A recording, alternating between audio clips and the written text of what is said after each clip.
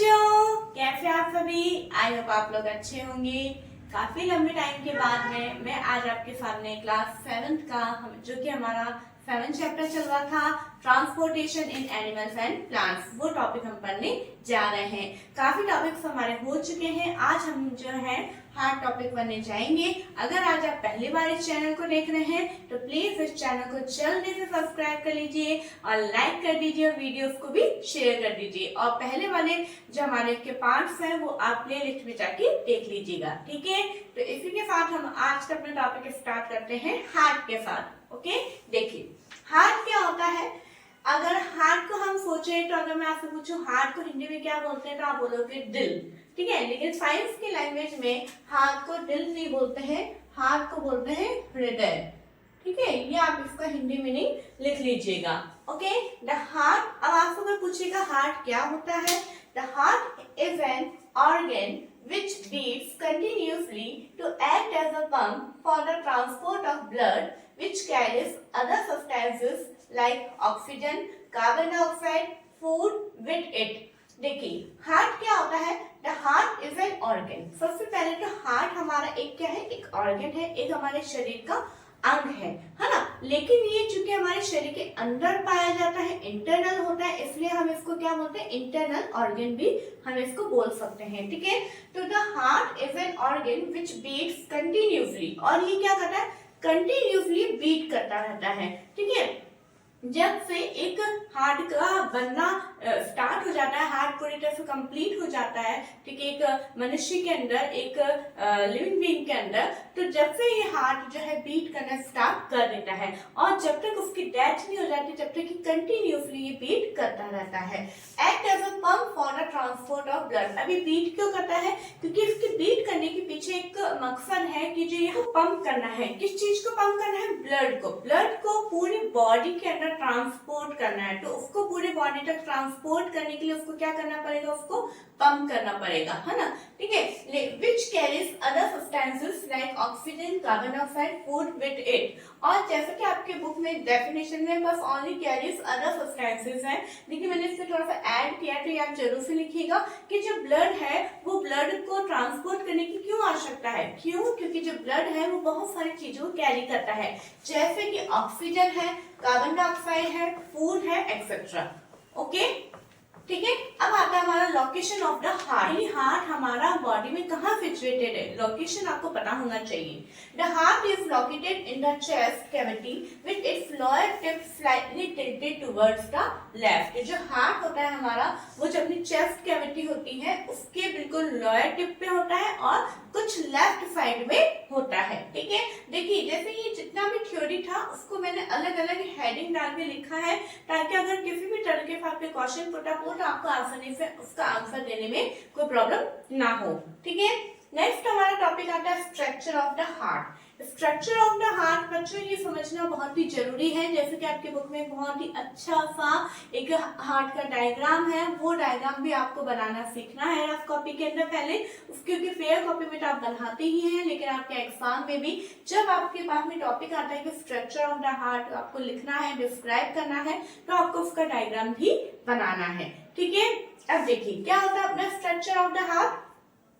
The heart has 4 chambers. यहाँ पे एक ही क्वेश्चन बनता है कि how many chambers in the heart, heart में कितने चैम्बर्स हैं, तो अब आपका आंसर होगा 4, ठीक है। यहाँ पे हम ह्यूमन बीइंग के हार्ट की बात कर रहे हैं नॉर्मल, अभी हाल फिलहाल। Okay, the heart has 4 chambers. The 2 upper chambers are called the arteria। जैसे कि फॉर एग्जाम्पल आप ये समझिए, ये जैसे कि एक हार्ट है तो जो 2 ऊपर के अपर चैम्बर्स हैं ये कौन से हैं, ये आर्टरिया होते हैं।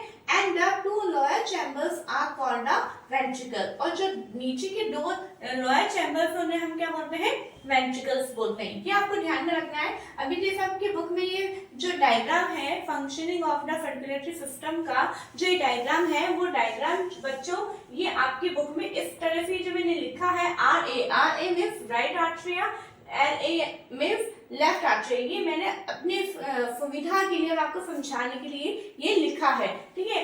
क्यों? क्योंकि जैसे अभी हम हार्ट के स्ट्रक्चर देख रहे हैं तो उसमें हमने क्या देखा है कि जो हमारे अपर 2 चैम्बर्स होते हैं, अपर मीन्स जो हमारे 2 ऊपर के जो चैम्बर्स होते हैं वो आर्टरिया कहलाते हैं, और नीचे के 2 चैम्बर होते हैं हम वेंट्रिकल बोलते हैं, और ये दो और दो मिलके कितने हो गए?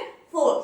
तो आपको ऐसे याद करने में भी आसानी होगी। इस तरह से हमारा हार्ट 4 चैम्बर्स में डिवाइडेड रहता है। ठीक है, आगे देखिए, the partition between the chambers have to avoid mixing up of blood rich in oxygen with the blood rich in carbon dioxide। अब इसमें क्या होता है, आप यहाँ पे देख पा रहे हैं, मैंने यहाँ पे इनको डिवाइड करके लिखा है ना।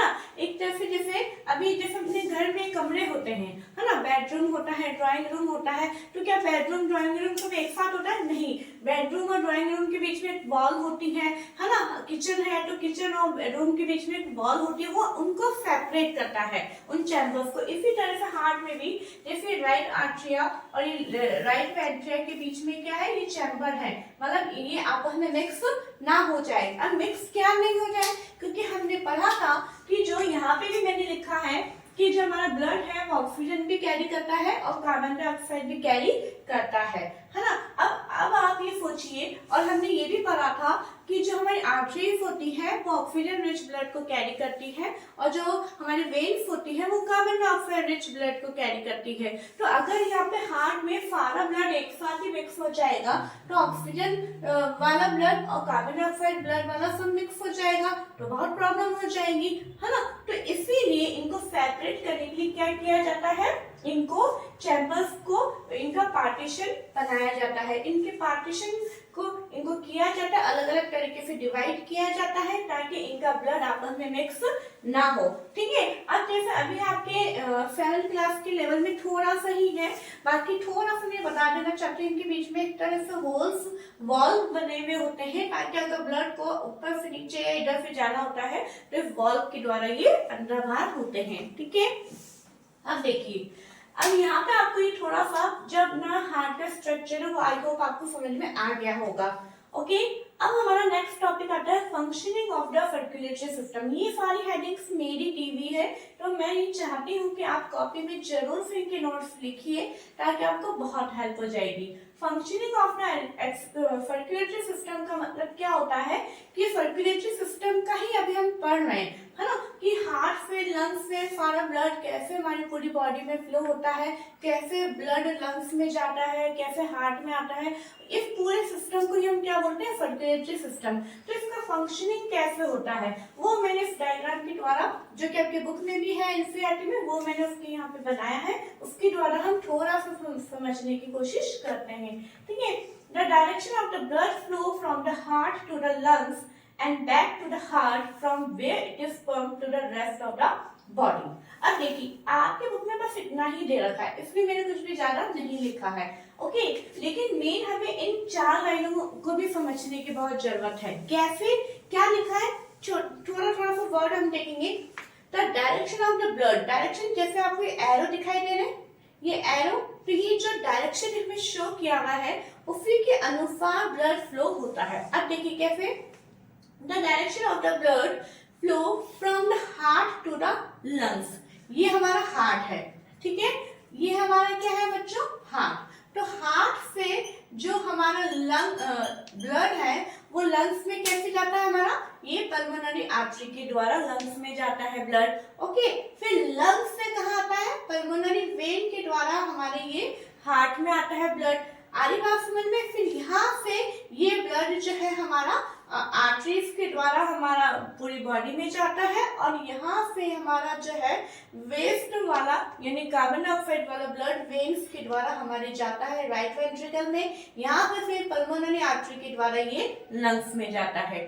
देखिए वापस मैं बोल रही हूँ, क्या है हमारा, आपको पता है कि लंग्स से हमारा कौन सा वाला ब्लड आता है, ऑक्सीजन रिच वाला ब्लड, क्योंकि देखिए लंग्स में एयर आती है, वहां पे ऑक्सीजन होती है, तो एयर वहां से जो है ऑक्सीजन रिच वाला जो ब्लड है, लंग्स से जो ऑक्सीजन रिच वाला ब्लड है वो पल्मोनरी वेन के द्वारा कहाँ आता है, हमारे हार्ट में आता है। हार्ट से फिर आर्टरीज के द्वारा पूरी बॉडी के अंदर फ्लो होता है और फिर पूरी बॉडी से कार्बन डाइऑक्साइड वाला ब्लड लेता है, वो यहाँ से फिर वेन्स के द्वारा लेता है, यहाँ पे फिर हार्ट में जाता है, हार्ट से फिर पल्मोनरी आर्टरी के द्वारा ये लंग्स तक पहुंचता है।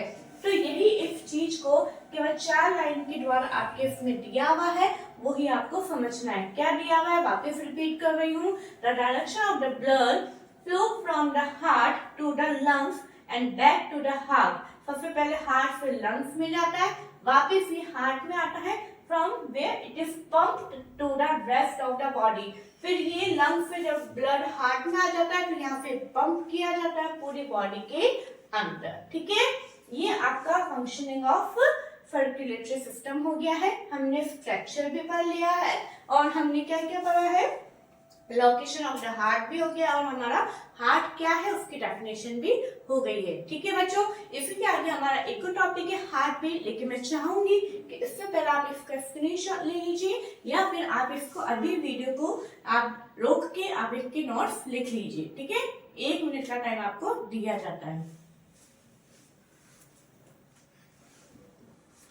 ठीक है बच्चों, अब देखिए, अब हमारा नेक्स्ट टॉपिक आता है हार्ट बीट।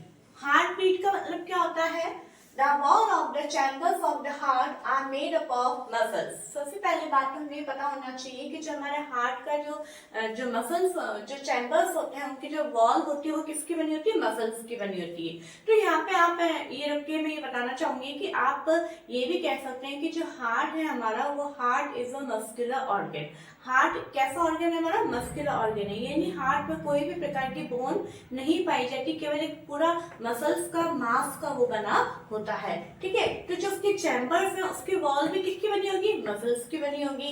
ठीक है, these muscles contract and relax rhythmically, और ये जो मसल्स होती है वो कॉन्ट्रैक्ट और रिलैक्स ये कंटिन्यू ये करती रहती है। तो ये होती है हमारी हार्ट बीट। लेकिन अगर आपसे पूछा जाए डिफाइन हार्ट बीट, तो हार्ट बीट को आप कैसे डिफाइन करोगे, तो वो यहाँ पे मैंने अलग से लिखा है, heart beat is defined as rhythmic contraction and relaxation of heart muscles, यानी हार्ट मसल्स का कॉन्ट्रैक्ट होना और रिलैक्सेशन होना, यही उसको हम क्या बोलते हैं, हार्ट बीट बोलते हैं।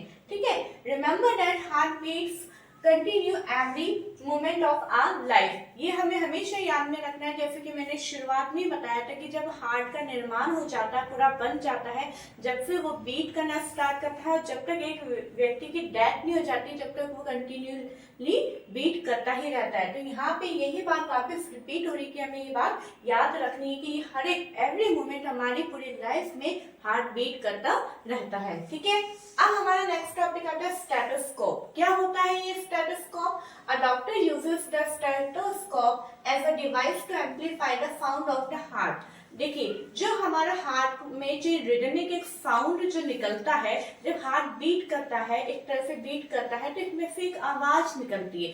तो हार्ट बीट को सुनने के लिए, उसके साउंड को सुनने के लिए, इतनी आसानी से सुनाई नहीं देता है। ठीक है, तो उसको सुनने के लिए एक डिवाइस काम में लेते हैं डॉक्टर, जिसे हम क्या बोलते हैं, स्टेथोस्कोप बोलते हैं। इस तरह के वो कुछ नजर आता है। ये आपको पता है कि जैसे कि आप डॉक्टर के पास जाते हैं तो वो चेक करता है, ऐसे कान में लगाता है, इस तरह से। It consist of a chest piece that carries a sensitive diaphragm, 2 earpiece and a tube joining the parts। इसके अंदर 3 पार्ट्स होते हैं। एक तो होता है हमारा चेस्ट पीस, जो कि हमारे चेस्ट पे इस तरह से डॉक्टर रखता है, और 2 होते हैं ईयर पीस, जो कि दोनों को कान में रखा जाता है ताकि उसका साउंड सुन सके। और इन दोनों को कनेक्ट करने के लिए क्या होती है, एक ट्यूब रखी होती है। ठीक है, अब आगे देखिए, the rhythmic beating of the various chambers of the heart maintain circulation of blood and transport of substances to the different parts of the body. अब आप ये सोचेंगे कि बीट की क्या जरूरत है, ये हार्ट की जो मसल्स होती है उसको रिलैक्स और कॉन्ट्रैक्ट होने की क्या जरूरत है? तो जरूरत है, क्यों? क्योंकि जो इसका रिदमिक बीटिंग है वो इन चैम्बर्स के, जो हार्ट के जो चैम्बर्स हैं, उनके अंदर ब्लड के सर्कुलेशन को एंड ट्रांसपोर्ट, और जो बहुत सारे जो सब्सटेंसेस हैं उनके ट्रांसपोर्ट करने में हेल्प करता है।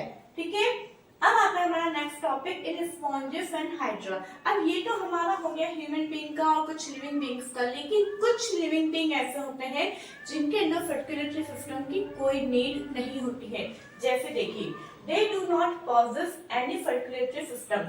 जैसे कि एग्जाम्पल है, अब जैसे यहाँ पे क्वेश्चन पूछ लिया जाए कि कौन से एनिमल्स में सर्कुलेटरी सिस्टम नहीं होता है, तो आपका आंसर क्या होगा? Sponges and hydra. ठीक है, तरीके से यहाँ पे क्वेश्चन बन सकता है।